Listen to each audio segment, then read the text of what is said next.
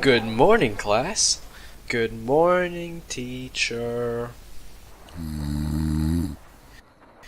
Today, we will be learning about demand, which this class is full of.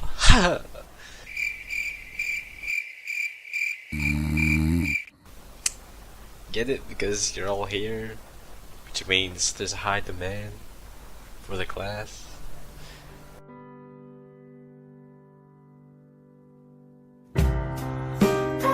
What is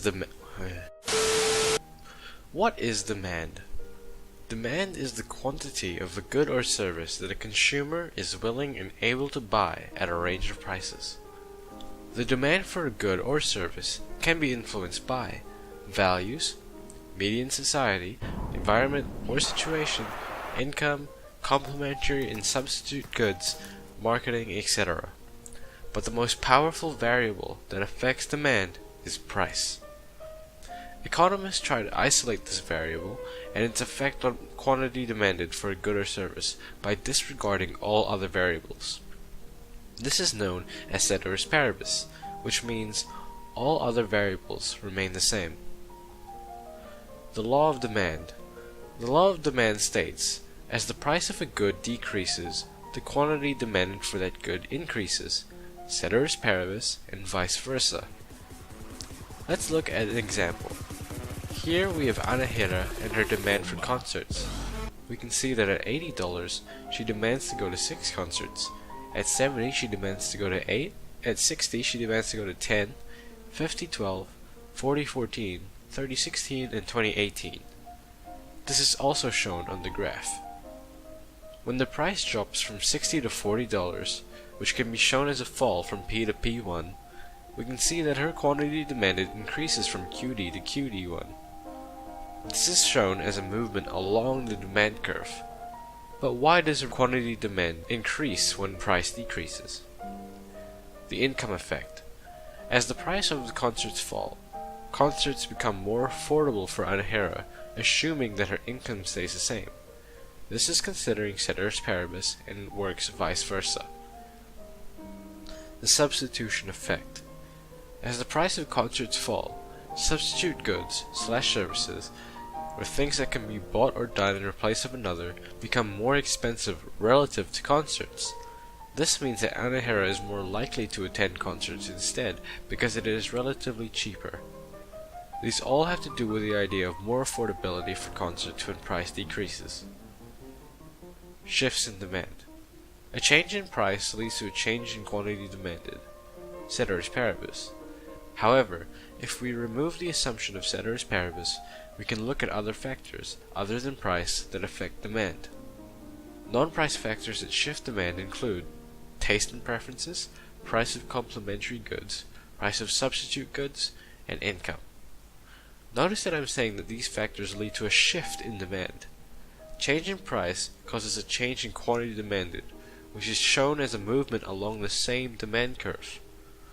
Non-price factors that affect demand cause the demand curve to shift either left or right on the graph, which means that there is a completely new demand curve separate to the old demand curve. Taste and preferences.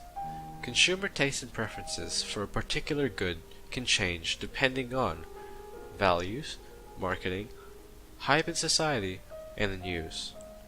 A change in taste and preferences for a good or service will change the demand for that particular good or service. This will be shown as a shift of the demand curve. Price of complementary goods. Complementary goods are goods or services that can be used together. For example, movies and popcorn, and bread and butter. A change in price of a complementary good will result in a change in demand for the other good, shown as a shift in the demand curve. Price of substitute goods. Substitute goods are goods or services that can be used in place of each other.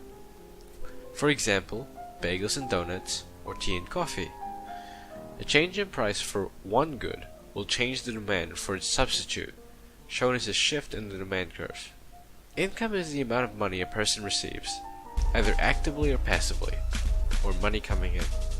A change in income will lead to a change in demand for a good. This is shown as a shift in the demand curve. However, there are two types of goods relating to income. One is known as a normal good, the other inferior good.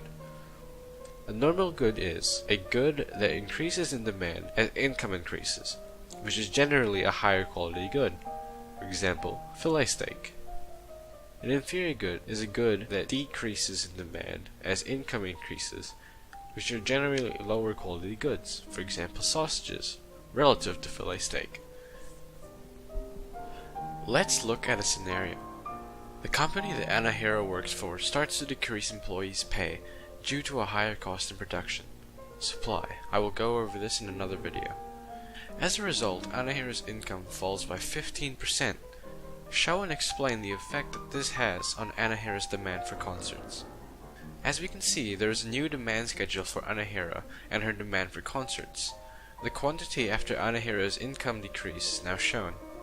Let's see how this affects Anahiro's demand for concerts on the graph. Because of Anahiro's income decrease, the quantity of concerts that Anahiro demands decreases, shown as a shift on the demand curve to the left from D to D1. This is because concerts are relatively less affordable for Anahiro in relation to her income. We can now see that Anahiro demands less concerts at each and every price. What are flow-on effects? Flow-on effects are the possible consequences that could follow on from a certain event or decision. A flow-on effect from Anahiro's decrease in demand for concerts is that she demands a cheaper, relatively more affordable substitute good, such as movies. Thanks for watching the video. If you liked the video, please leave a like and subscribe for more videos like these. Class dismissed.